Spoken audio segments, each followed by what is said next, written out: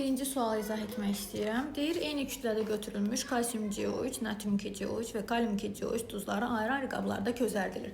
Közərtmək, yəni temperatur verməkdir. Temperatur verən zaman nə olacaqdır? Bunlar, yəni hərəsi öz ayrı-ayrıqda parçalanacaqdır. 3 dənə qabımız var. Kalsium CO3 temperatur verəndə parçalanır. Alınacaq kalsium O plus CO2, bunu bilirsiniz.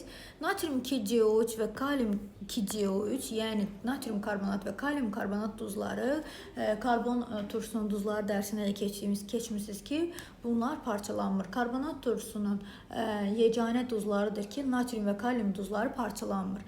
Deməli, bizə də deyir ki, qızdırılmadan sonra bərk qalğın kütlələri, deməli, bərk qalğın kütlələri bunlar parçalanmadıkları üçün və eyni kütlədə götürüldüyü üçün ifadəni oxuyursunuz. Deməli, 2 və 3-cü qabın kütlələri bərabər olacaq. 2 və 3-ün kütlələri bərabər. Burada bir də bərabər səhv olacaq.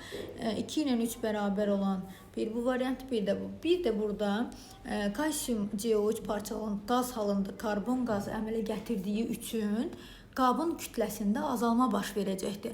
Ona görə də bunlarda heç bir dəyişiklik baş vermir. Onun üçün 2 və 3-cü qabın kütləsi bərabərdir və böyükdür 1-ci qabın kütləsindən. Yəni cavab A variantı olacaqdır.